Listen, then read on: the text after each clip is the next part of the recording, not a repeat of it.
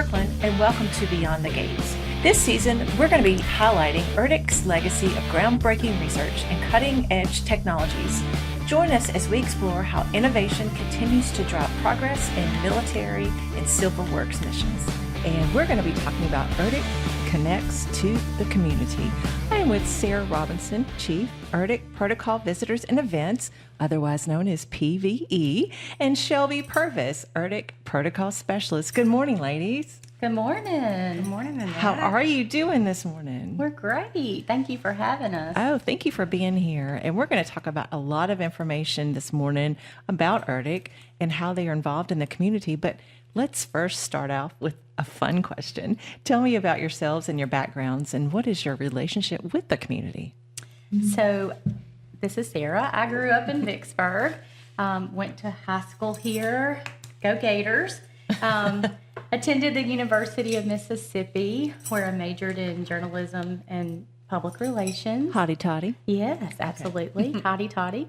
And then came back home after graduation, where I began working at ERDC in 2002, and began in the public affairs office until 2019, when our office was separated. They established the Protocol Visitors and Events office, and so I moved there. So I've been at ERDC for 21 years now, been in the community my whole life. Vicksburg is home. Been here for 44 years, and I just told my age. One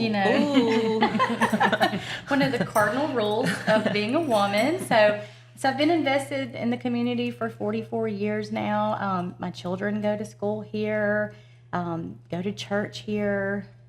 Been in wonderful programs that Vicksburg has to offer. Annette and I graduated from Leadership Vicksburg. That's how we first met in 2003. Yes, and we did the Tornado Memorial, the 1953 Tornado Memorial, which was a fabulous project. So anyway, Vicksburg is home, and I can't imagine myself anywhere else other than maybe Oxford. So there you go. You had it. That's right. So Shelby, tell us about Shelby Purvis.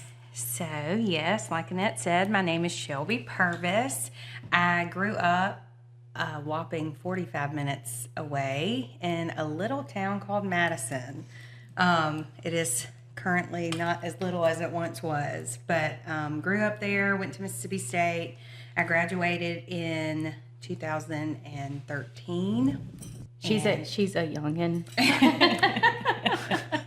And with a communication and public relations degree, my husband and I met, and he is the one that brought me to this lovely town, and I'm so thankful for that. We were married in 2019, and now we have been calling that home since then.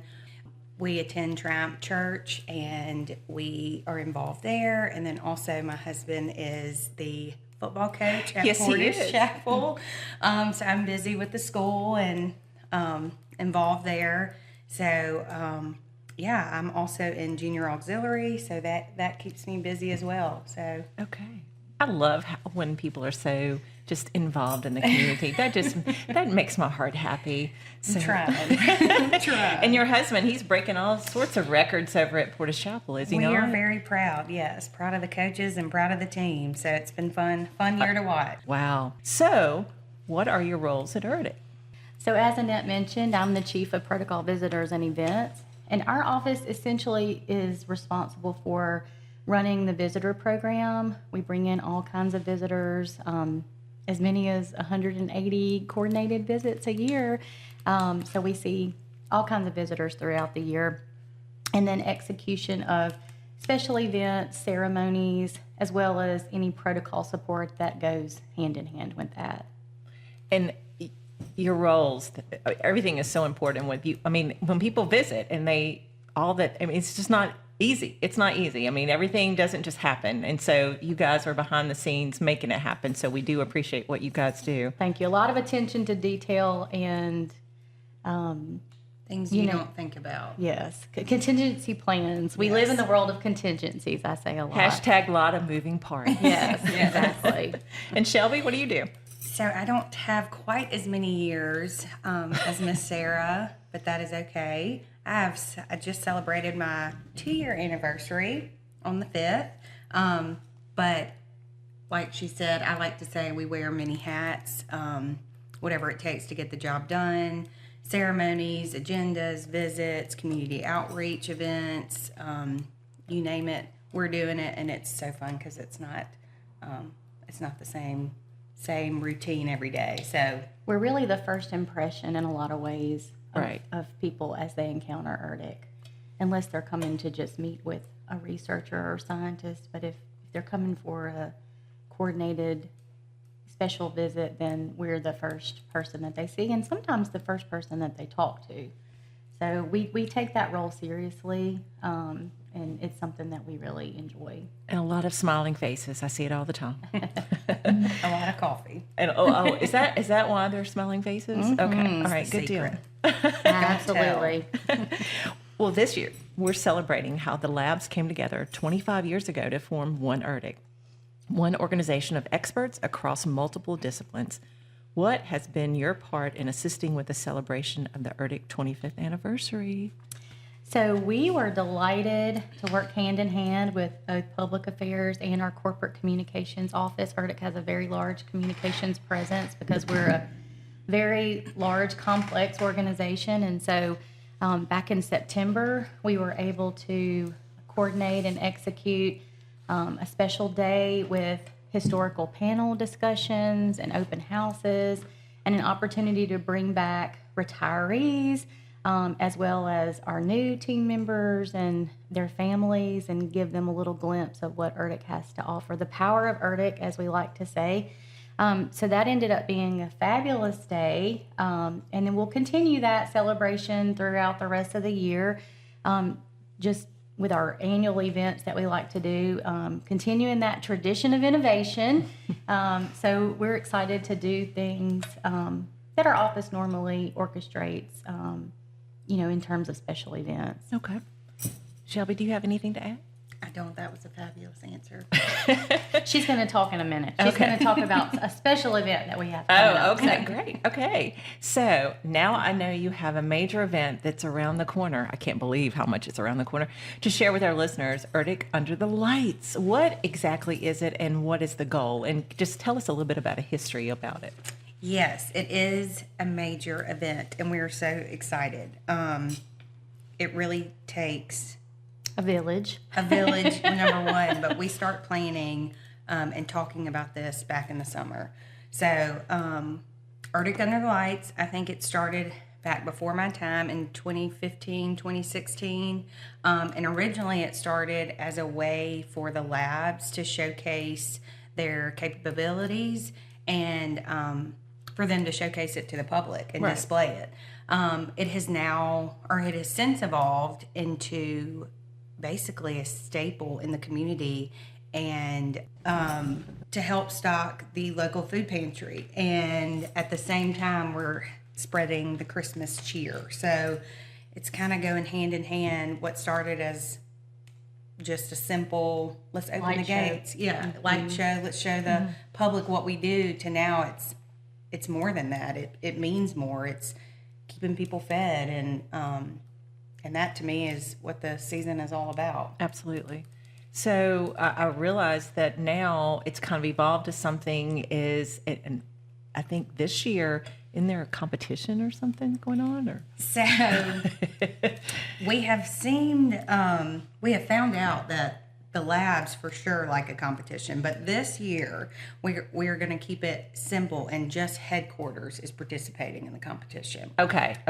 So it's not the labs. It's not the labs. Well, Yes. we are encouraging the labs to start something Okay. similar. So who knows how that will evolve. Yes, hopefully they will follow suit, but it will not be forced. Because the public would actually benefit from some competition. That's what we Yes. think. Yes. Just saying. Some More healthy lights. competition. Just saying. Yes. More lights, more cars, and Right. more cars, More donations. more donations. So Well, and I know what's so beneficial to the whole event is the city of Vicksburg and their participation and partnership in helping this event. yes. And a lot of people really look forward to this, as Shelby said. I mean, we we get folks who stop us in the grocery store or out and about and say, "Are y'all doing Arctic Under Lights this year?" And at first we're kind of like, "Yes," but we get excited too once we start to see their joy. It's a lot of work, as we mentioned, but I think that the community would really be disappointed if it's something that we didn't do, or didn't continue. Last year, I just remember the kids, they light up so much. They just get so excited. And you truly don't get to see that unless you're actually standing in front of a lab or standing on a float or standing in front of, one of the displays, and you can actually see the cars and the kids and the windows roll down and their faces just light up. So it's been a joy for me because, like I said, I'm a transplant. I would go through before I worked here, and you think you blink and it pops up, but it's nice to see it full circle, see all the hard work, and then see the kids come through, and then see all the thousands of pounds of food that we get to donate as well.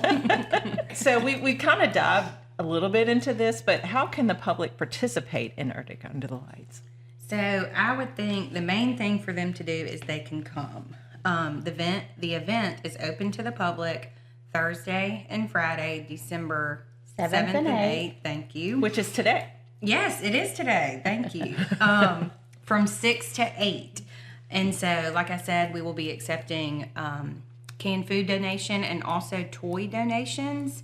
The entrance will be Gate 3, which is down from the main gate on Halls Ferry. And that's our commercial gate. Okay. For those who are familiar. Yes, and I want to do a shout out to the Vicksburg Police Department. Whoop whoop. Yes. We truly could have not, we could not do it without them and our Arctic security. We team up, we have a meeting, we go over what the best route is. And honestly, them helping reroute everyone through the neighborhoods and just assisting with traffic control, it really just makes for a safer event. And And we realize, there are a lot of cars, and so it gets congested, and patience is a virtue. And so, we realize that. We try to push cars through as fast as we can, but we ask everybody to give us a little bit of grace. And then, as she said, the Vicksburg Police Department, Bobby Jones has done a great job of rerouting folks through Hamilton Heights, for those that are familiar with that area, and he'll continue to do that for this year's event. So just be mindful of that, and we ask that you, that you know going in that you're going to have to wait a little bit, but we hope that it'll be worth your time. Hear that, Bobby? You got a shout out. Yes. Just turn on that Christmas music. Well, put you in that good spirit. That's right. So how many cars came through last year? Does anyone know? I think we counted an estimate about 450 cars. Now, some of these cars are packed to the gills. Right. So I did some little math yesterday, and so if you just average 4 people per car, which some cars have 7 and 8 folks in them, you're talking about close to 2,000 people. That's fantastic. And don't forget the nursing homes and the Right. senior groups that come and fill the buses, and they are so fun to see and wave to as well. Awesome. So how does the Arctic Under the Lights event support causes, and can you tell us about some of the donations that have been collected since the event began? So this event, as Shelby said, truly began as an opportunity just to open the gates. We get so many folks that say, I've lived in Vicksburg for 50 years and I don't know what you guys do back there. And, a lot of people think we're just water, and we're so much more. And Hence the show. Yes. Yes, exactly.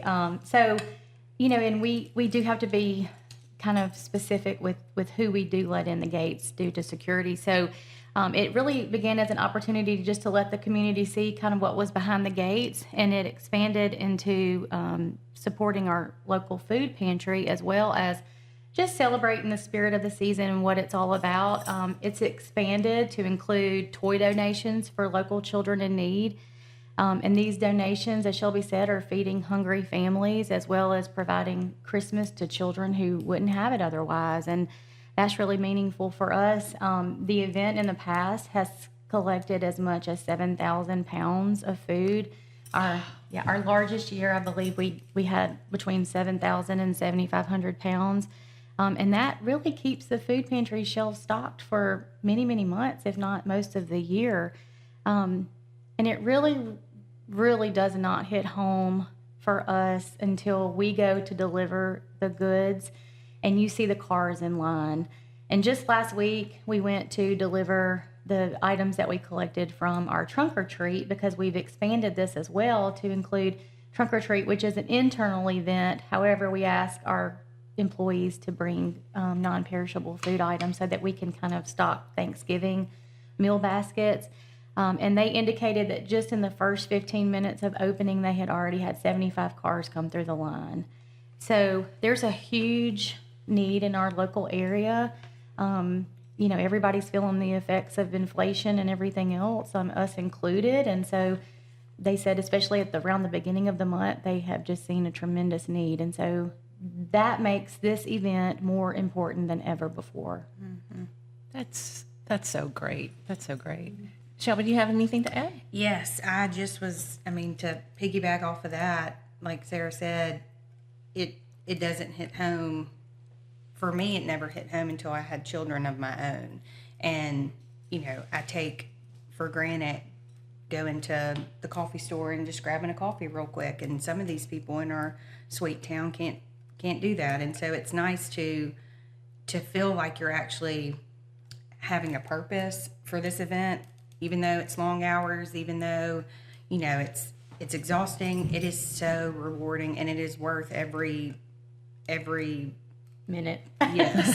second that we're out there. And so it is just a joy, and it really warms your heart. And you have to realize that, a lot of our elderly community, they're spending their fixed income on their medicine and other things like that. So we're able to kind of fill the gap there with, they can buy their medicine, they can focus on other needs, and they can get some supplemental items from the food pantry.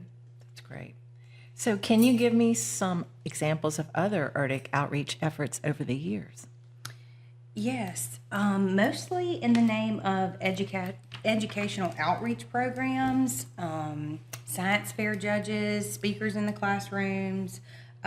We do a lot of specific tours for science and engineering based classes. The many city parades that we have, we like to get a float or walk through those. We also have an awesome STEM program that has truly mentored for robotics. Yes, our robotics program. It's awesome to see, because you don't think all of this is going on at ERDC. We have so much going on. And those robotics teams have been widely successful. And fabulous mentors, and they spend a lot of hours in the robotics area and building and designing their challenges every year. And so that's a program that's really, really grown in terms of community outreach. We had Tracy Gordon on, I believe, last season to talk about that. So it's never ending as much as going on with all that. The actual robotics competitions and mentoring kind of turned into like Lego leads for the Lego leagues for the younger elementary age kids. So as with anything, it's just an evolution of mentoring and giving back to the community. Absolutely. So how can interested individuals or groups get involved or learn more about ERDC's outreach programs? So I would say social media. And I think that is the best key to everything. Yes, it really is. The key to staying connected. ERDC has a Facebook, a Twitter, a LinkedIn. Listening to this show, it has just been so great to see that we really are trying to look beyond the gates and have our community welcomed.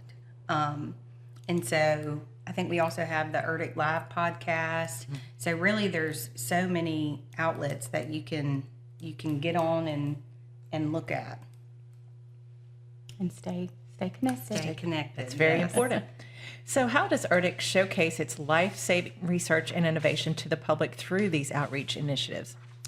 So our office specifically builds relationships with students, academia, civic organizations, businesses. As Shelby said, a lot of educational outreach. But as we bring folks in for tours, our researchers are very, very passionate. And that passion is evident when they start talking about their projects. And we get so many visitors that come in and they're just blown away and say, I had no idea. How many times do y'all hear that? Oh, Seriously. every tour. Every Every tour. single tour. And they usually have their favorites. But really, we hear it so much. And, we know that, but it's letting them see it firsthand.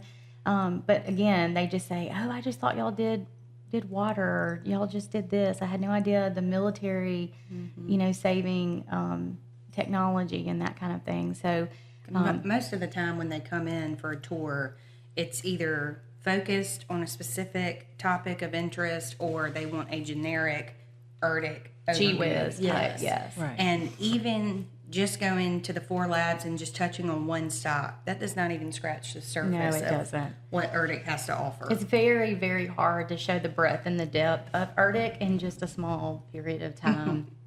And as Shelby mentioned, in the name of educational outreach and educational partnerships, we have a lot of educational partnership agreements with different schools, with the Vicksburg Warren School District, with the private schools now. We've added them to the mix, and then our local colleges and universities. And it's so cool to just show students what the realm of possibility is in their own backyard. That's the way they get inspired. Yeah, and Early. because we want people to stay here. The only way our community is going to sustain and continue to grow is to retain our students that grew up here and they become active members in the community. And so, we have to show them that there are job opportunities in their own backyard and they can do some cool, life-saving things, because everybody wants to make a difference, right? At the end of the day, everybody just wants to know that they're valued and that they made a difference. And they can do that at ERDC. We have to show them that, and so that they don't want to go to Atlanta or Chicago or California. We have to show them what that realm of possibility is. So Awesome. And I think to add to that, there's a slide we like to show with the chart of the baby boomers and the Gen Z and the millennials, and how I think it's the baby boomers are leaving, and then the millennials and Gen Z, the chart is rising. And to me, seeing someone my age or younger, for these younger kids coming in, these students coming in, that hits home, because it's like, wow, they're doing this awesome research, they're doing this. I mean, to me, it is so over my head because I'm not an engineer, so I think everything's cool to us. it is so cool. But to see someone young do it, I feel like it hits a little different. Right. It means a little more, I guess, because it's like, I can do that. It's And attainable. growing up and being a part of the community, I have folks that I babysat that are now in the labs, which means I'm closer to retirement than I think. But anyway, that's interesting too, and just a really cool dynamic to see that these are they've gone from little kids and now they're these brilliant-minded researchers that are doing these amazing projects. And you kind of feel like you had a hand in raising them, Well, I kind of did one of them, because Dustin, he works at CHL. He started out as a student, summer student Intern, there yeah. at ERDC, and then graduated from Ole Miss. He's a computer scientist, and then ERDC put him through school at State, so he got his master's. That's fabulous. So there you many go. opportunities. So I did bring up one of them. Yes, and we have to get them young like that. Right. So there's a lot of opportunity there, and it's really neat to see. Well, and I have a conversation with him sometimes, and he'll be talking about what he's working on, and he's, computer science mind does not register in this mind whatsoever, and I have a tendency to start floating, and then I have to, focus back on what he's saying. But we go back to the passion, and everybody that sits in the chairs that you're sitting in today, they're very passionate, and I preach it all the time. You can't teach passion. You can. And so it's so heartwarming to just hear everybody get excited about what they do Be there. careful when you get them started, on their. That's what happens sometimes on the show, Because they're so passionate. So I have to tell them there is a limit of how long that we can talk. So how does ERDC collaborate with other organizations or institutions to reach out to the community? I think we've kind of touched on it. Relationship building, social media. Like we've said, our office gives tours, and we like to do a lot of the schools and the universities and the colleges and the high schools and the private schools. And recently, Leadership Vicksburg, like y'all were saying, they just toured, and they focused on their 7 habits of being an effective person. And it was just really neat to see them come through, see how just wide-eyed and bushy-tailed they were to learn new things, to learn and how to connect back to their 7 habits. We also collaborate with ERDC Works. They're a great resource as well. I was just going to add, like for the Leadership Vicksburg group, they asked us to focus on the 7 habits, as she said, and so, we specifically let them go and see some of the innovative materials work that like Robert Moser and his team are doing, and we focused on begin with the end in mind, because we used to do projects kind of like cradle to grave, and now we have seen that we're doing projects kind of cradle to cradle, and so that was a good habit for us to focus on there, self-cleaning concrete and all the different innovative materials that are helping with aging infrastructure. And so I hope that they got something out of that. We sure enjoyed having them, and the partnership with ERDC Works has been great as they bring in different industry and other do tech challenges, and are able to bring more awareness to what ERDC actually does, to the power of ERDC. Have they picked their project this year? I'm not sure. They didn't. I did not hear. Ask. Okay. Yeah. I didn't ask, but it was one of the guys that was speaking to them during lunch. He had already gone through the class, so okay. That cradle to cradle kind of full circle moment. That's cool. He's speaking. He's a successful business. And coming back to see all the newbies coming through was good. We're biased. We think that partnering with us with ERDC Under Lights would be a fabulous side project for them. Maybe not their main project. And we preach that too for like some of our leadership development programs. I mean, there's nothing that it teaches you project management more than having to coordinate an event like this and all the different aspects, and then execute it. So that's our goal along the way, is to try to pull in more groups to share the love with us. Yes. Hashtag share the love. Yes. I love it. So as we are wrapping up today, what would you like listeners to learn from this valuable conversation? So although we are behind the gates, as we've mentioned several times, this event is really the highlight of our year. Shelby touched on it earlier, but you can't describe the joy that you get when you see kids' eyes light up when they come in the gates and they see all the lights. Or more specifically, a nursing home van with elderly patients that wouldn't get out otherwise. We had last year a van from Louisiana that had nursing home residents that were, I think the oldest was 101 years old. And so that really is just very heartwarming to us, that we're giving them the opportunity to get out in a safe environment because they're immunocompromised, they can't get out and do other events. And so that's really special to us. The event, as I said, was designed to spread joy while also meeting the needs of our area, which is a win-win in our eyes. And we joke that there's no tired, like Erdic Under Lights tired. Shelby, her first year, she, very first year, she took the lead for Erdic Under Lights. Didn't know what she was getting herself into. Mother Goose, was that the? Yes. Okay. That was it. And I think I was 6 months pregnant at the same time. So Yes, she earned the name Mother Goose from, that was her code name on the radio.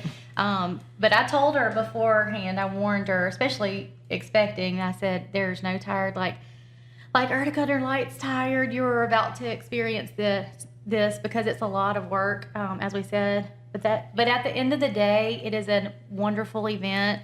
It's one that the community looks forward to, and we would love for businesses and those in the community to help make it bigger and better each year, because that's kind of what the community expects. But that's really hard for us to do as a government organization. We are limited in our time, limited in our resources. And so our goal and our hope is, as we continue to do this every year, that we not only collect more donations for the food pantry and donations for of toys for children in need, but that we also can get the community to buy in and kind of own a piece of our installation and have their own displays. We think that would be fabulous. All of these folks who we have educational partnership agreements with. I will say that we do have a lot of students who need service hours, and they come and help every year. And I really don't think that we would manage the collection of items at the gate. Those students have been absolutely fabulous, and we rely on them heavily, and we look forward to having them again this year. Hint, those that are listening. Yes, and it's a great way for them to get service hours.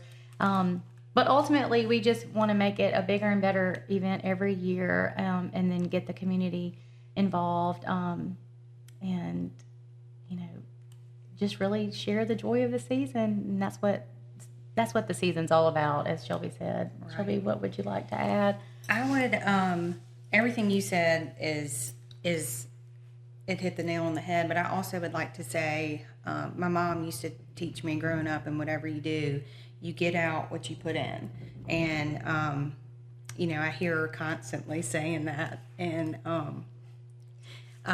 the community, the projects we have going on and the different organizations, and I mean, even in Erdic with Castle Club, and they do a Castle Call every Friday, and there should be no excuse for someone to say, I can't get involved.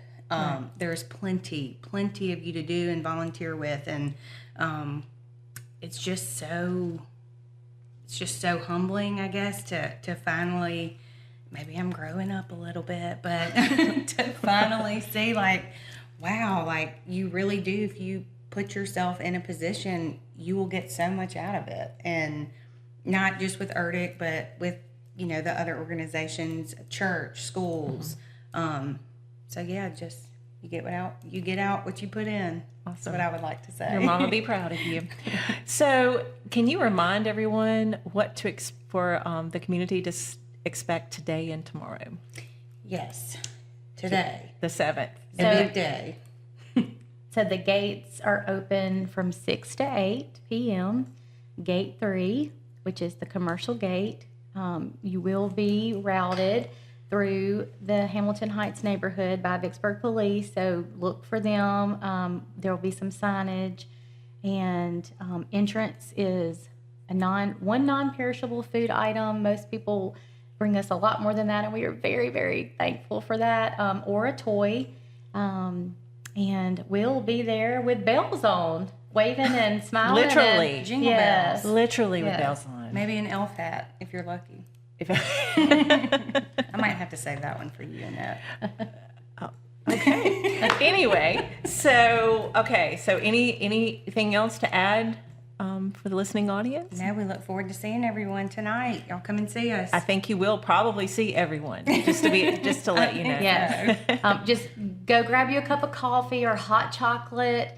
Turn on some Christmas music in your car and settle in, because there may be a little bit of a wait, but it will be worth the wait, we promise. And we couldn't do it without the community. We really appreciate how you're giving back by participating in this event. And if you would like to get more involved in the future, you can reach out to our office. You can contact the Public Affairs Office as well, and they can put you in contact with us. And we can tell you how you can get involved, whether it be you or your business or your student or your school. We would love to have you. And Annette, I really appreciate you having us today. Yes, thank you. Oh, thank y'all. Because this is, like you said, this is an event that is very meaningful to us and something that we work hard for every year. And we are very appreciative that you are helping us spread the word. Absolutely. And hopefully you guys will be back next year and we can talk some more. Absolutely.